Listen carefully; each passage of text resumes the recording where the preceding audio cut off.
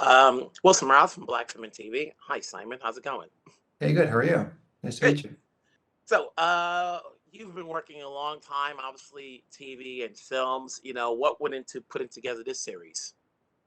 This is the first time I've ever worked in television where I've created my own show, and really written in this first season. I wrote or co-wrote all but one of the episodes. So this is just more immersed than I've ever been in a television show.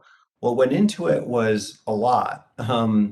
It started as an idea that was like how to do a really global grounded version in my mind of War of the Worlds. And as I started to develop it, it got further and further away from War of the Worlds and became its own unique, original thing. But for me, it was really about how do you tell a global story from lots of different perspectives. I just love telling ensemble stories, and I felt like I'd never seen this genre that I love, which is the alien invasion or the alien arrival genre, done with the same kind of grounded, character first, emotional approach that something like Children of Men did so well. Mhm.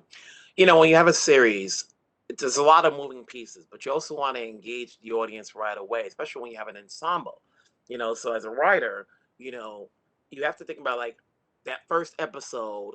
Do we pack it all in, or do we make it dense where we're stretching it out? And as the audience, we're going to say, okay, where are we going from here? How soon Right. before we see the aliens, if there is one? Mhm. So what's the challenge in putting together the episodes when you have an Well, ensemble?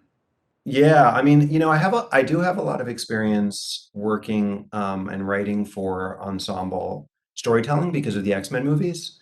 I worked on God knows how many of those. I think seven or eight by the time it was all done, if you count Deadpool and Logan, there's a lot of movies. But the mainline X-Men movies, you always had six or seven essentially main characters that you had to balance. And really what I found was what you had to identify were two things going into any ensemble story is one, what the central theme is, and you had to organize all the character emotional stories around that central theme.